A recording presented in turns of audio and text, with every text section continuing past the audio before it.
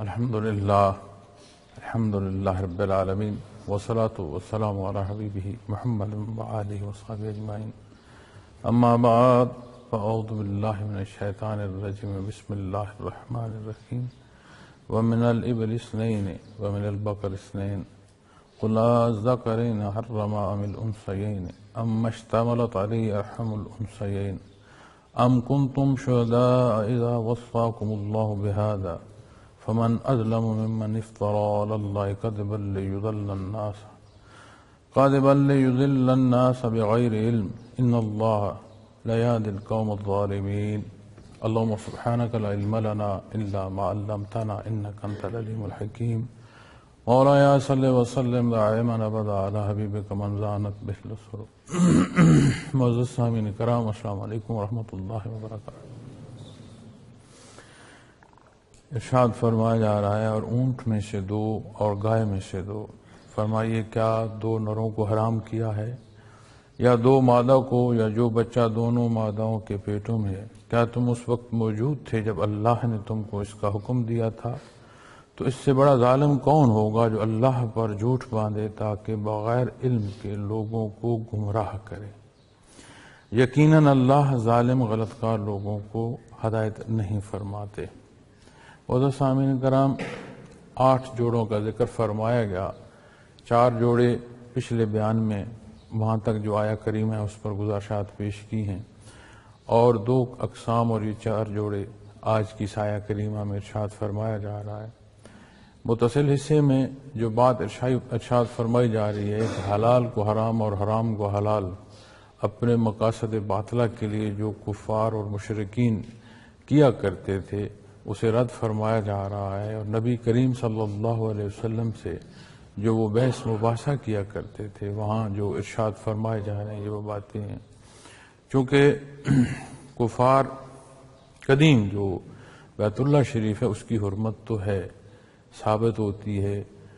کفار اور مشرک بھی اس کی تعظیم کیا کرتے تھے لیکن اپنے انداز سے. قرآن کریم میں بھی وہاں ان کی عبادت کو فرمایا گیا ہے کہ شور غوغا اور سیٹیاں جو ہیں وہ بیت اللہ شریف کے مطاف میں یہ ان کی عبادت ہوا کرتی تھی. تو ایک رسم و رواجات جسے وہ اختیار کیے ہوئے تھے قرآن کریم اسے رد فرماتے ہوئے وہاں حق ارشاد فرما رہا ہے. تو وہ ایک رواج اور مذہب ایسا آمیزش تھی کہ مختلف جانور مختلف بتوں کے نام پر موسوم کر دیے جاتے تھے، پھر اسے کوئی استعمال نہیں کر سکتا تھا، اسے کوئی سواری نہیں کر سکتا، یا اس کا کوئی گوشت نہیں کھا سکتا، یا اس سے کوئی دودھ نہیں لے سکتا. اگر کہیں اس کی ضرورت پیش آتی ہے یا استعمال کیا جاتا ہے تو وہ متعلقہ لوگ یا وہ بت خانے کے لوگ وہیں اس کا استعمال ہوگا. تو اللہ کریم نے جو مالک ہیں خالق ہیں کل کائنات کے، جہاں اس تمام عالم خلق کا ایک نظم پیدا فرمایا ہے، آپ بغور جائزہ لیں. اور قرآن کریم اس کی دعوت بھی ارشاد فرماتا ہے. غور کرنے کی جو متعلق ہیں آیات کریمہ ہمیں ملتی ہیں کہ یہ جو نظام حیات اسے غور سے دیکھو، اس میں نشانیاں ہیں اللہ کریم کی قدرت کی. تو جب اللہ کریم نے اس نظام حیات کو کلی طور پر ایک مربوط نظام قائم فرمایا، پیدا فرمایا، تو اس میں جو بسنے والی مخلوق ہے جسے اس نے اپنی عبادت کو پسند فرمایا، جسے اس نے مخلوقات میں اشرف ہونے کا شرف عطا فرمایا، اس کے لیے کیسے نہیں ہو سکتا کہ ایک مربوط نظام ہو. اور کوئی شے اپنے نظم و نسق پر نہ رہے تو یہ ہو نہیں سکتا کہ وہاں سلامتی ہو، وہاں تباہی آ سکتی ہے، وہاں تکلیف آ سکتی ہے، تنگی آ سکتی ہے، آسائش آرام نہیں آ سکتا. تو اسی طرح اللہ کریم نے جو جانور پیدا فرمائے، کتنی ایسی اقسام کی اجناس ہے جسے ہم استعمال کرتے ہیں، اپنی خوراک کے لیے استعمال کرتے ہیں، پھر خوراک میں طرح طرح کی لذت کے لیے استعمال کرتے ہیں، ذائقے ہیں مختلف. اور اسی طرح کھانے میں جو گوشت ہے پھر ان کی اقسام ہیں، پھر ایسے جانور ہیں جن کا گوشت بھی استعمال کرتے ہیں، جن سے دودھ بھی ہم لیتے ہیں. اور قرآن کریم فرماتا ہے کہ ایسا ہے یہ دودھ، ایسا ہے جسے جب آپ دودھ لیتے ہیں، گھونٹ لیتے ہیں، تو اس کا گھونٹ لینا جو ہے اس کی بھی ایک اپنی تاثیر ہے اور ایک اس کا اپنا بھی ذائقہ ہے۔ تو یہ اللہ کریم کا احسان ہے معزز سامعین کرام، لیکن جہاں جہاں کمی بیشی کی گئی وہاں یہی باتیں، یہی پہلو تکلیف کی صورت اختیار کر گئے۔ کسی ایک نے اپنا ذاتی فائدہ دیکھا، اپنی خواہشات کی پیروی کی، نفس کی پیروی کی، شیطان کی پیروی کی، اس نے کیا حاصل کیا؟ یہ ہو نہیں سکتا کہ وہ جو وقتی طور پر اپنا فائدہ دیکھ رہا ہے وہ آخر کار فائدہ میں رہے، آخر وہ نقصان میں ہی رہے گا۔ اسی طرح جب وہ غلطی اختیار کی جاتی ہے تو معاشرے میں اس غلطی کے سبب جو فساد پیدا ہوتا ہے وہ یہ ہے کہ کسی نہ کسی کا کہیں نہ کہیں حق سے محرومی ہوتی چلی جاتی ہے، کہیں ظلم اور زیادتی ہوتا چلا جاتا ہے۔ تو اسی میں جب وہ مختلف جانوروں کو حلال اور حرام، اور کسی بچے کو حلال اور کسی کو حرام، اور کسی کو مردوں کے لیے، کسی کی عورتوں کے لیے، یا دونوں کے لیے حلال، تو یہاں جو فرمایا جا رہا ہے کہ اللہ کریم نے یہ جو دو جوڑے اونٹ میں سے اور گائے میں سے، کیا ان دونوں کو اللہ کریم نے حرام فرمایا ہے یا حلال فرمایا ہے؟ یا مادہ کو اللہ کریم نے جو اس کے پیٹ میں بچے ہیں تو کیا اللہ کریم نے ان پر کوئی حرمت ارشاد فرمائی ہے؟ اب کسی بات کے لیے یہ کہہ دینا کہ میں نہیں مانتا یا میں نہیں اقرار کرتا، یہ دلیل کافی نہیں ہوتی۔ نہ یہ دلیل کسی تکرار کا جواب ہے، نہ یہ دلیل مانی جاتی ہے۔ اس کے لیے کوئی دلیل چاہیے، علمی دلیل چاہیے، کوئی عقلی دلیل چاہیے، کوئی شہادت چاہیے۔ اور اگر یہ سارا کچھ نہیں ہے تو محض ضد ہے اور عناد ہے۔ تو یہاں فرمایا جا رہا ہے کہ اس نظام ہستی کا مالک ارشاد فرما رہا ہے، جس نے اسے پیدا فرمایا، اس کے اصول و ضوابط جس نے پسند فرمایا، اور جس نہج پر جس شے یا جس مخلوق کو پیدا فرمایا وہ اس پر چل رہی ہے، اور اس پر چلنا اس کا بہترین۔ اب فرمایا کہ ام کنتم شہداء اذا وصاکم اللہ بہذا، فرمایا کیا تم اس وقت موجود تھے جب اللہ نے تم کو اس کا حکم دیا تھا؟ وصاکم اللہ، تمہیں جو حکم دیا گیا اللہ کی طرف سے، تو پہلے تو ہے کچھ، پیدا اس نے فرمایا، ہر شے اس نے عطا فرمائی، اور جو اصول و ضوابط اس نے عطا فرمائے تھے کیا تم موجود تھے؟ کیا تمہیں وہ حکم دیا گیا کہ ہاں یہ اس وقت میں یا اس حال میں یہ شے حرام ہے، اور یہ اس حال اور اس وقت میں یہ شے حلال ہے؟ کیا ثبوت ہے؟ کس بات پر تم یہ جو بات ہے وہ کہہ رہے؟ اور اس کا عمومی جواب آپ غور فرمائیں، ہمیں اپنے معاشروں میں بھی ملتا ہے کہ کتنی ہی رسم و رواجات ہیں جنہیں ہم اختیار کیے ہوئے ہیں، کس لیے؟ یہ ہمارے آباء و اجداد سے آ رہے ہیں، جی ہمارے یہاں خاندان میں ایسا ہوتا ہے، ہمارے علاقے میں ایسا ہوتا ہے، یہ رسم ہے، یہ رواج ہے، اور اگر اسے ہم اختیار نہیں کریں گے تو یہ تو بڑی بےعزتی ہے، ناک کٹ جائے گی، ہم معاشرے میں کیسے رہیں گے؟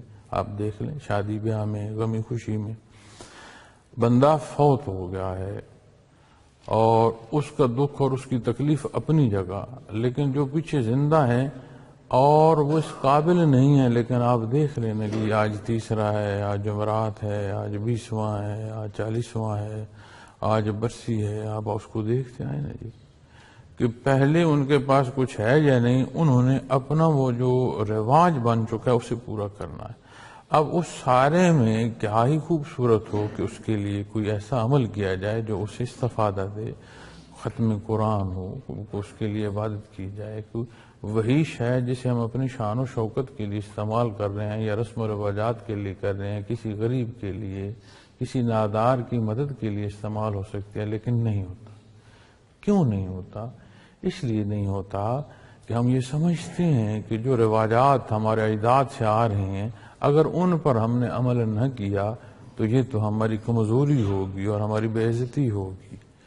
ہمارا مقام یا ہماری بلندی تبھی ہے کہ جو کچھ ہو رہا ہے ہم اس کو اختیار کیے رہیں، اور خاص کر کے جہاں ہم لوگ بستے ہیں یہاں ہمارے اکثر رواجات ایسے ہیں جو ہندوؤں کے ساتھ رہنے کی وجہ سے ہمارے اندر آئے، اور اسی بات کو اگر انہی روایات کو آپ تھوڑا سا آگے چلے جائیں اس طرف جو افغان بیلٹ ہے یا اس سے آگے عرب خطے میں چلے جائیں تو یہ نہیں ہے جو یہاں ہیں، وہاں کمی بیشی سے کوئی اور معاملہ ہوگا. لیکن جو اصولی بات ہے کسی بھی عمل کو اختیار کرنے کی جو سند ہے وہ کیا ہے کہ اللہ کریم نے کیا پسند فرمایا ہے، نبی کریم صلی اللہ علیہ وسلم نے کیا رہنمائی اختیار فرمائی ہے، ہمارے لیے کیا حکم فرمایا گیا ہے. جب تک وحدانیت باری تعالی مضبوط اور راسخ نہیں ہوتی تب تک نفسانی خواہشات نہیں، اور اس کی مضبوطی اور راسخ ہونے کا واحد ذریعہ ہے اتباع محمد الرسول اللہ صلی اللہ علیہ وسلم.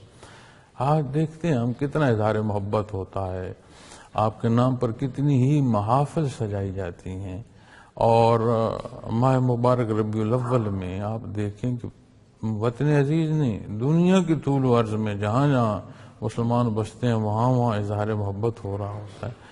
اور کتنا ہی یہ بھی دیکھنے کے ملتا ہے کہ اس اظہار محبت میں آپ صلی اللہ علیہ وسلم کا جو حکم ہے اس سے تجاوز ہو رہا ہوتا ہے. کیوں؟ ہم محض رسم و رواجات کو دیکھ رہے ہیں. دین اسلام رسم و رواجات کا نام نہیں ہے، چونکہ یہاں ارشاد باری کا کیا سند ہے تمہارے پاس. کسی بات کے حق اور سچ ہونے کی سند درکار ہے، اور وہ سند کہاں سے نصیب ہوگی؟ جس نے اس تمام جہان کو پیدا فرمایا، جو رب العالمین ہے، تمام جہانوں کا مالک ہے، جس کی مخلوق ہے. جو اصول وہ دے رہا ہے وہ اصول ہی حق ہوں گے، اور اسی کے مطابق چلنا جو ہے وہ حق مانا جائے گا. جہاں جتنا تجاوز ہوگا، جتنی کمی ہوگی، ہر دو صورت میں وہ زیادتی اور ظلم ہوگا.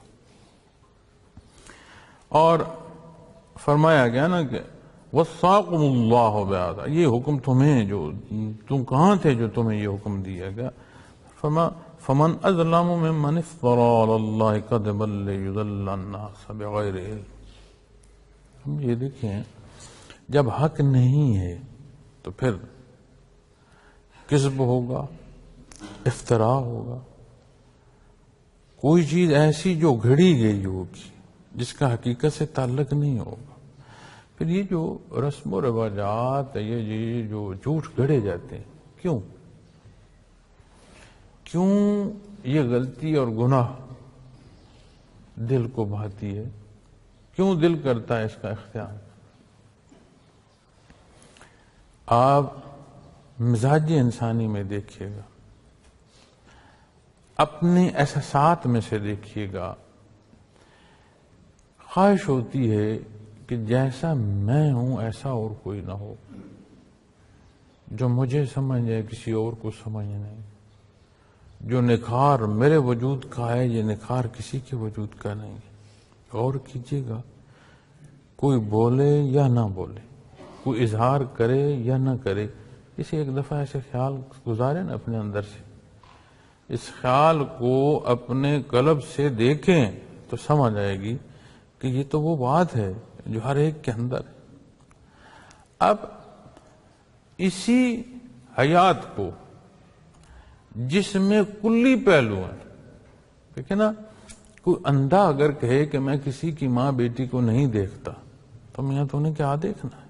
تجھے تو نظر ویسی نہیں ہے، تو نے کیا دیکھنا ہے؟ تو اس کا دیکھنا امتحان نہیں ہے. اور اگر کوئی بہرا ہے وہ کہ میں کسی کی بات نہیں سنتا، تو سن کیا سکتا ہے جو تو کسی کی بات نہیں سنتا؟ بالکل اسی طرح جب انسانی مزاج میں ہر شے شامل ہے، اس سارے کو وہ رد کرتا ہے، پھر اللہ اور اس کے حبیب کا حکم مانتا ہے، تو پھر سمجھ آتی ہے نا کہ ہاں اس نے مانا. اگر وہ مزاج انسانی ہو ہی نہیں، اور جس طرح ملائکہ ہیں، اب ملائکہ میں کوئی یہ جو ہمارے ساتھ احتیاج میں ہیں، ہماری عوارضات ہیں، ان کے ساتھ نہیں، انہیں کوئی بھوک افلاس نہیں آتی، انہیں کوئی تنگی محسوس نہیں ہوتی ہے عمومی زندگی جو ہے اس میں، انہیں کوئی وہ جو ہے تھکاوٹ محسوس نہیں ہوتی. یہ عوارضات ہماری حیات کے ساتھ ہیں. وہ جب سے جس حکم کے لیے جب تک کا حکم ہے وہ اسی طرح ہم تنگوش ہیں، اسی طرح اپنی اس محو عبادت، اسی طرح ان مقامات میں ایک کیفیت ملتی ہے قرآن کریم میں کہ جب اللہ جل شانہ کا فرمان آتا ہے تو پھر ہر چیز ایک دفعہ لرز اٹھتی ہے کہ کیا حکم ہوا، جو حکم ہوا حق حکم ہوا۔ وہ ایک کیفیت اور حال ہے جو اللہ کی طرف ہے۔ جب وجود پر بات کریں گے تو وجود میں کوئی ایسی ذاتی خواہش نہیں آتی، لیکن جو بشر انسان ہے اس کے ساتھ یہ ساری چیزیں منسلک ہیں، اور اس سارے کے ہوتے ہوئے اب دیکھیں نا کتنے ایسے لوگ ہیں جو بیچارے بیماری کی وجہ سے کچھ کھا نہیں سکتے، ہم دیکھتے ہیں انہیں خوراک کی نالی لگی، وہ اگر کہے کہ میں روزے سے ہوں تو میں تو اتنا طویل روزہ رکھا ہوں، کوئی بات سمجھ آتی۔ اب جو صحت مند بھی ہے کھانا میسر بھی ہے اور مقررہ اوقات میں اس نے اپنے آپ کو اللہ کے حکم پر روک رکھا ہے، رمضان المبارک کا روزہ ہے، اس کے اوقات سحر و افطار کو دیکھتے ہوئے، اس پابندی کو دیکھتے ہوئے رک کر وہ روزہ رکھ رہا ہے تو بات سمجھ۔ اسی طرح جب یہ اندر نفسانی خواہشات ہیں انہیں رد کرتا ہے، خواہشات ذاتی کو رد کرتا ہے، انا کو رد کرتا ہے، شیطان کی شیطنت کو رد کرتا ہے، پھر کہتا ہے سبحان ربی العظیم یا سبحان ربی الاعلی، تو کیا بات ہے؟ سمجھ آتی ہے کہ جو استعداد یا اختیار اس کے پاس تھا اس کا استعمال اس نے جائز کیا حق پر۔ تو جب اس کو دیکھیں گے جو ابھی ارشاد فرمایا ہے اللہ کریم نے کہ یہ کتنا بڑا ظلم ہے، اس سے بڑا ظالم کون ہوگا؟ فمن اظلم، اس سے بڑا ظالم کون ہوگا؟ ممن افترا، جس نے افترا کیا اللہ کذب، کہ اس نے اللہ پر افترا باندھی اور جھوٹ باندھا، کس لیے؟ لیضل الناس بغیر علم، مخلوق کو گمراہ کیا بغیر علم۔ کیا سند ہے بھائی تیرے پاس؟ تو نے یہ جو بات گھڑ لی ہے، یہ جو تجاوز کیا ہے، نہ تو خود صرف کر رہا ہے تو مخلوق کو تباہ کر رہا ہے، تو یہ بہت بڑا ظلم ارشاد فرمایا گیا ہے۔ قرآن کریم شرک کو ظلم عظیم ارشاد فرماتا ہے کہ بہت بڑا جو ظلم ہے یہ شرک ہے، وحدانیت باری تعالیٰ میں کمی بیشی بہت بڑا ظلم ہے،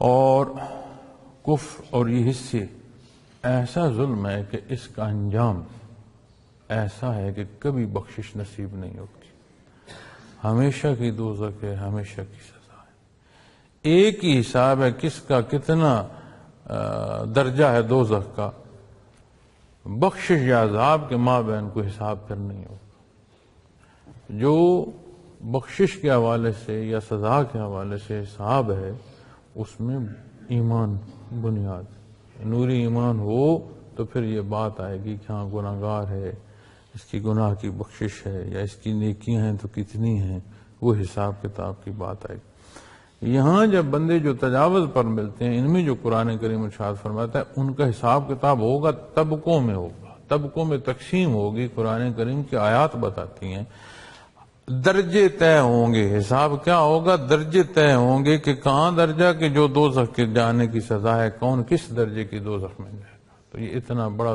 ظلم ہے جو بندہ اپنے آپ کے ساتھ کر رہا ہے، اپنے اوپر ڈھا رہا ہے کہ ہمیشہ ہمیشہ عذاب میں مبتلا رہے گا۔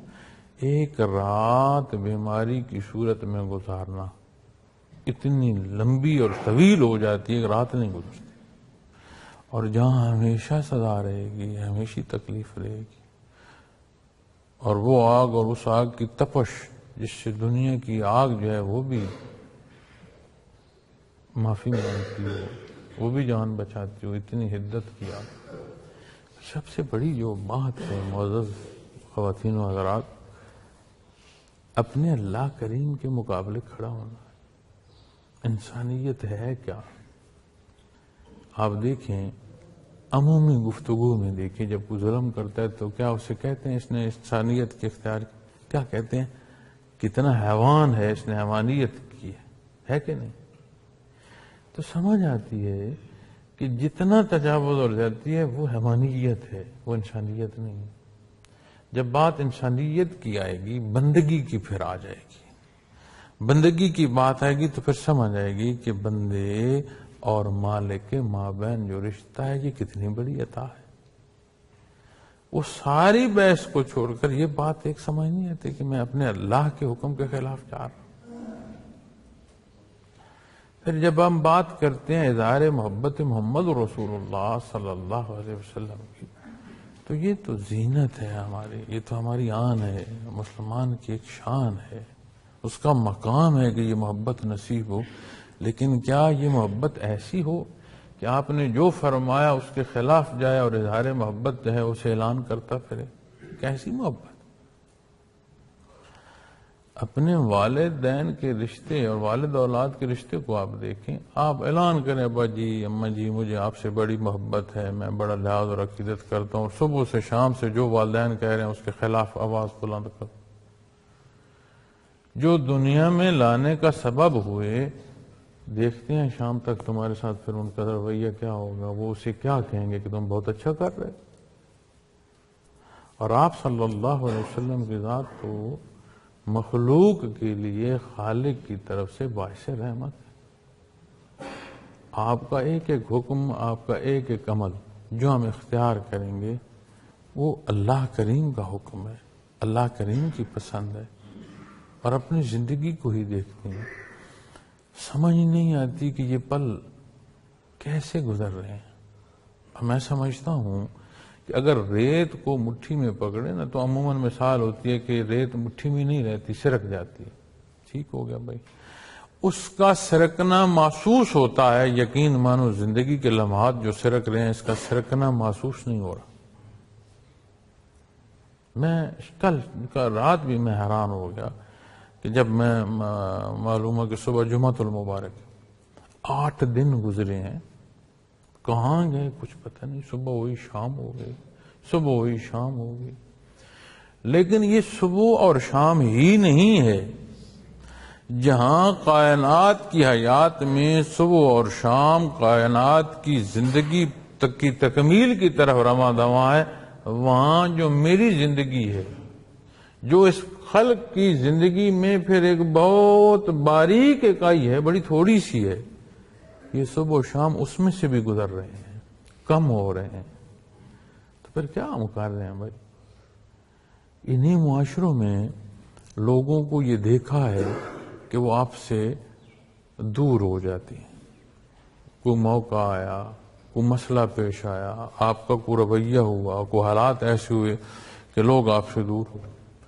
پھر ایسے ہی یہ بھی دیکھنے کو میسر آیا کہ وہی لوگ جو دور ہیں وہ آپ کے قریب ہو۔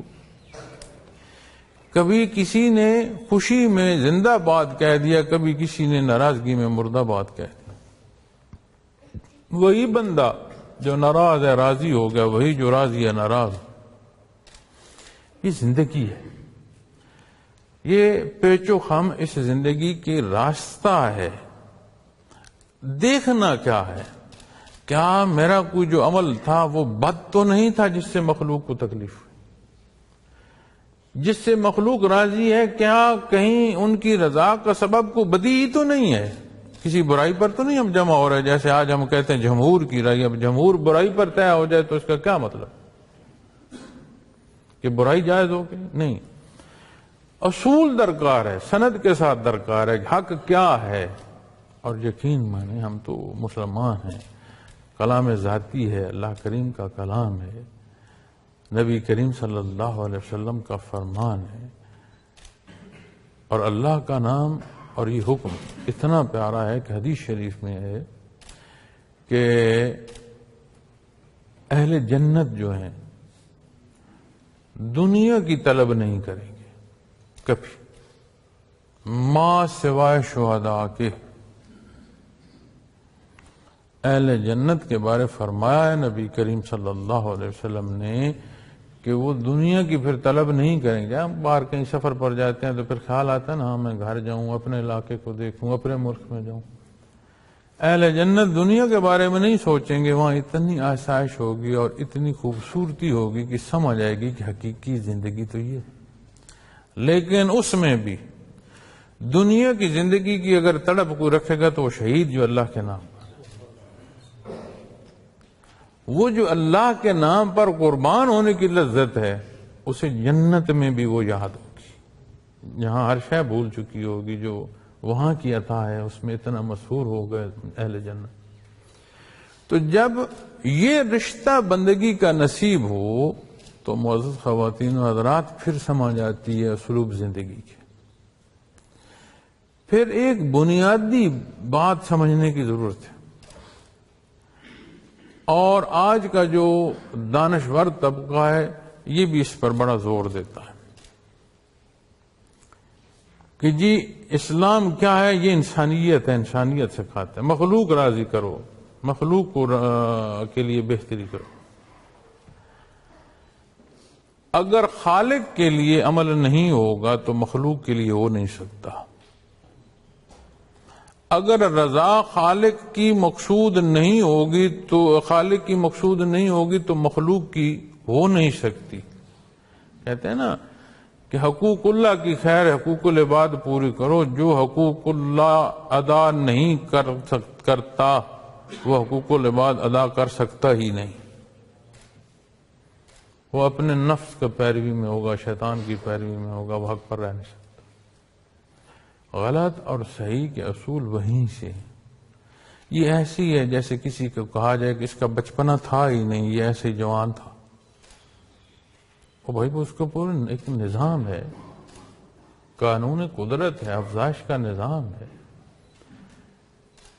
ماں کا پیٹ ہے، پیدائش ہے، پھر ایک آہستہ آہستہ وجود جو ہے وہ اپنی عمر کے ساتھ ساتھ توانا ہوتا ہوتا ہوتا کہ جوان ہوتا ہے۔ حقوق اللہ کا ادا نہ کرنا اور حقوق العباد کو عبادت سمجھنا کہ یہی میں ادا کر لوں گا، ایسا ہی ہے جیسے کوئی کہے کہ جی یہ تو بچہ تھا ہی نہیں، پہلے دن سے جوان تھا۔ چونکہ حقوق العباد بھی وہیں سے ہیں، ورنہ ہم اپنی پسند پر آ جائیں گے، اپنی خواہشات پر آ جائیں گے۔ جو تقسیم ہے، مساوات ہے، وہ صرف وہیں سے نصیب ہوتی ہے جہاں نبی کریم صلی اللہ علیہ وسلم نے یہ حکم ارشاد فرمایا، اس سے باہر نہیں ہے۔ اور کتنا بڑا ظلم ہے کہ نہ صرف خود ڈوبا، مخلوق کو ڈوبانے کا سبب بنا، لِيُذِلَّ النَّاسِ۔ اور پھر یہ جو ہم بات کر رہے تھے نا خواہشات کی اور نفس کی، جب بندہ حق چھوڑتا ہے تو پھر یہ چاہتا ہے کہ لوگ اس کی عبادت کریں، جیسا یہ کہہ رہا ہے ایسا کریں۔ آپ سنتے نہیں، میں نے یہ جو کہا اس کو کوئی کیوں نہیں مانے گا؟ کتنا معاشرے میں سننا ملتا ہے، فساد میں، جھگڑے میں، گھروں میں دیکھ، میں نے یہ کہا میری بات نہیں مانی۔ پھر وہ انانیت پیدا ہوتی ہے، حیثیت کتنی ہے، طاقت کتنی ہے، حالات کیا ہیں اس کے مطابق ہے، لیکن ہوتی پھر وہ انانیت ہے، کبر ہوتا ہے۔ اور پھر وہ چاہتا ہے کہ جیسا میں چاہ رہا ہوں مخلوق بھی ایسا کرے، تو پھر اس راہ کے مسافر اسی کے ساتھ پھر ڈوبنے کے لیے رواں دواں رہتے ہیں۔ وہ بھی ڈوبتا ہے، مخلوق کو بھی ڈوباتا ہے۔ قرآن کریم فرماتا ہے نا کہ فرعون ایسا اپنی قوم کو لے کر چلا اس بدبختی میں کہ قیامت کے دن بھی آگے آگے وہ ہوگا اور پیچھے اپنی قوم کو لے کر دوزخ میں جا ڈالے گا۔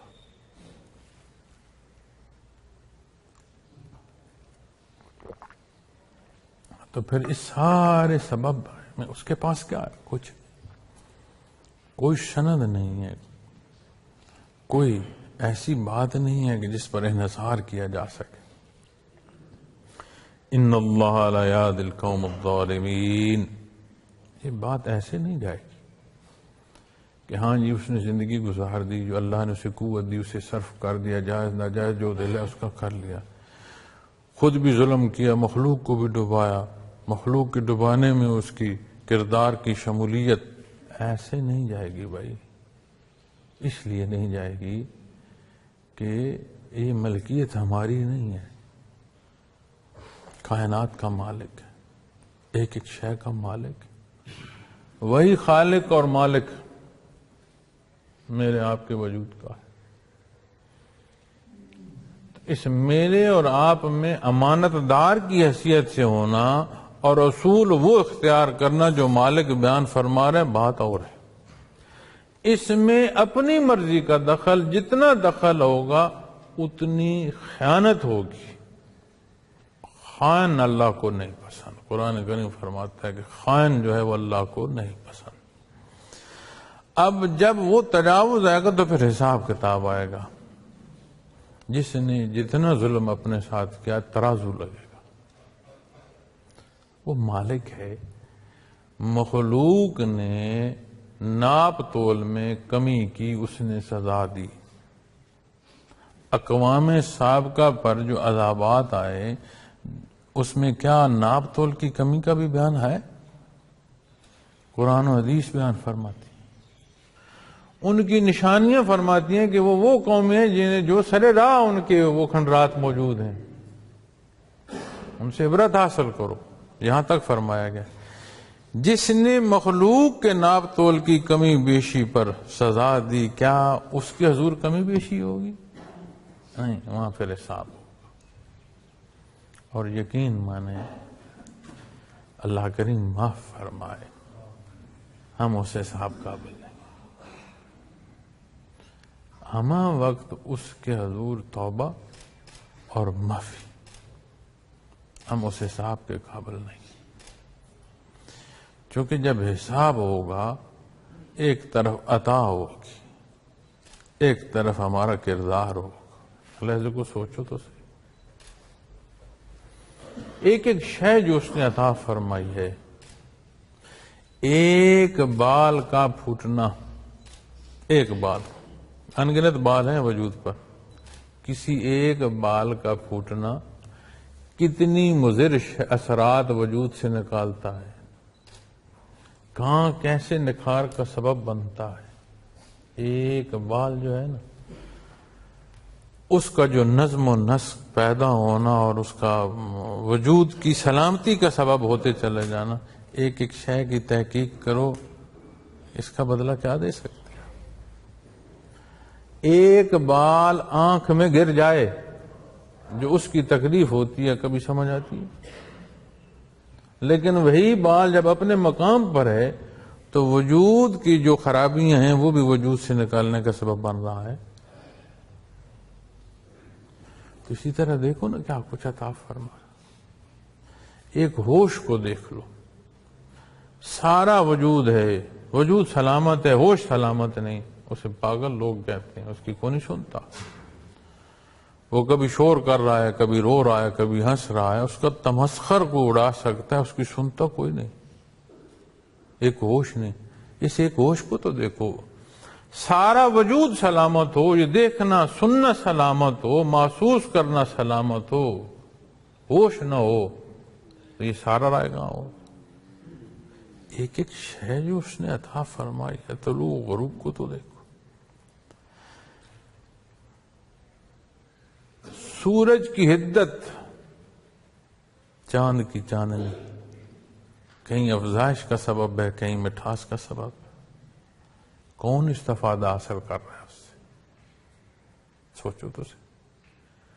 تو جب بات حساب کتاب کی آئے گی تو ہم یہ کہیں کہ ہاں میں نے اتنے قدم اللہ کی راہ پر اٹھا لیے ہیں، میں نے اتنی تسبیحات کر لی ہیں، اتنی عبادات کر لی ہیں، اتنے اذکار کر لیے ہیں، اتنی درس و تدریس کر لی ہے، اب تو جنت مجھ پر واجب ہے. میاں جس دن حساب ہوگا بات سمجھ آ جائے گی.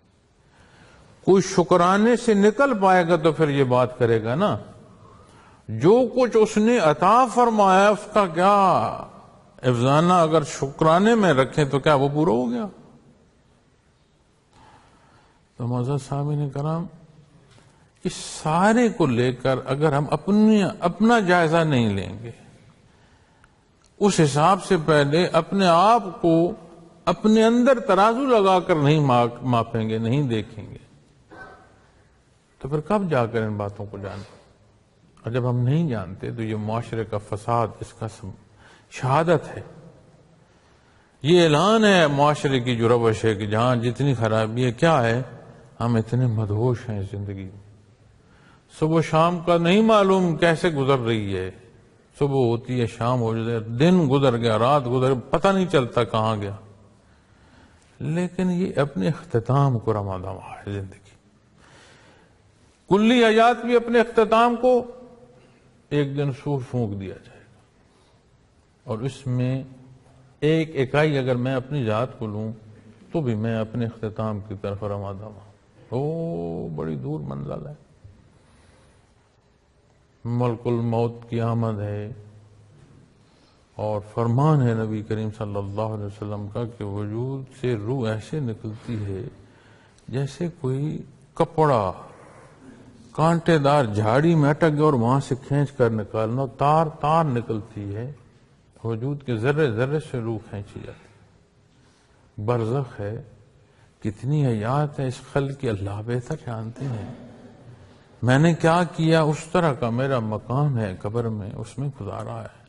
سور پھونکا جائے گا، قیامت قائم ہوگی، کتنے سال، 50,000 سال دنیا کے دن، وہاں کا ایک دن اس کی طوالت سوچے تو سے حساب کتاب ہوگا، مخلوق تڑپ اٹھے گی، پھر بات ہو صراط تک جائے گی، اپنا اپنا مقام کہاں کس طرف کیا ہے سوچے تو صحیح۔ یقین مانے کہ اگر بندہ ایسے توجہ کرے نا اپنی اس پر جو قرآن و حدیث ہمیں بیان فرما رہی ہیں اور نبی کریم نے جو رہنمائی فرمائی ہے، ایسے غور کرو تو سمجھ آتی ہے گھر بڑا دور ہے،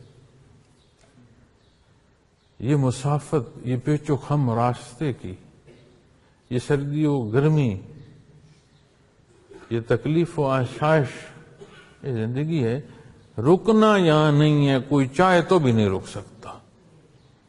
دنیا کا مسافر منزل چھوڑ کر راہ پر رہ جائے، اس کی مرضی خراب ہو نہ ہو رہ سکتا ہے، یہ مسافر نہیں رہ سکتا۔ اس نے سفر کرنا ہے، یہ پابند ہے، یہ نظام پابند ہے، منزل با منزل جائے گا، جہاں اللہ کا حکم ہے وہاں ہر کوئی پہنچے گا۔ کتنا کرم ہے اس کا۔ یہ جو میں تلاوت کر رہا ہوں، آپ سماعت فرما رہے ہیں، ان اللہ لا یہدی القوم الظالمین، کلام ذاتی ہے، لبھائے محمد رسول اللہ صلی اللہ علیہ وسلم سے عطا ہو۔ جس مخلوق کو دہرانے کو اللہ کا کلام نصیب ہو، کتنی بڑی عطا۔ اس عطا کا شکرانہ تو مجھے بتاؤ کو ہو سکتا ہے؟ نہیں تو بات ایسے نہیں جائے گی۔ فرمایا یقیناً اللہ ظالم لوگوں کو ہدایت نہیں فرماتے۔ یہ جو ہم عمومی سوچوں پر رسم و رواجات کی پیروی کرتے ہیں اور اتباع محمد الرسول اللہ صلی اللہ علیہ وسلم چھوڑتے ہیں اور چاہتے ہیں مخلوق میرے پیروکار ہو، جیسا میں چاہتا ہوں ایسا ہو، یہ تجاوز ایسا ہے کہ پھر اس پر ہدایت سلب ہو جاتی ہے۔ اسے کوئی محتاجی نہیں ہے، وہ بے نیاز ہے، ہماری ضرورت ہے۔ اور جس سے ہدایت سلب ہو گئی، اس کی ہر لی گئی سانس، ہر اٹھایا گیا قدم، اس کا وزن ظلم کا اتنا بڑھائے گا کہ اتنی گہرائی دوزخ کی جو ہے وہ پھر اس کا مقدر ہوتی چلی جائے گی۔ تو کوئی عمل ایسا نہیں ہے جو ہاں ایسے ہو گیا تو بس گزر گیا، نہیں بھائی، ایسی نہیں بات۔ جتنا کوئی ظلم کرے گا اتنی سزا ہے۔ اور یہ جو شرک ہے، اللہ کے اصول و ضوابط کو رد کرنا، یہ بات یہاں کفار کی ہو رہی ہے، لیکن کفار کے اس کفر کی روش کو جو کوئی اختیار کرے گا کیا نتائج ویسے نہیں ہوں؟ اللہ جل شانہ ہمیں معاف فرما دے، ہماری غلطیاں کوتاہیاں معاف فرمائے، اپنے حبیب صلی اللہ علیہ وسلم کی سچی محبت عطا فرمائے، دین کا سمجھنا، سیکھنا، اختیار کرنا اور مخلوق تک پہنچانے کی جو ہے یہ استعداد عطا فرمائے۔ وآخر دعوانا الحمدللہ۔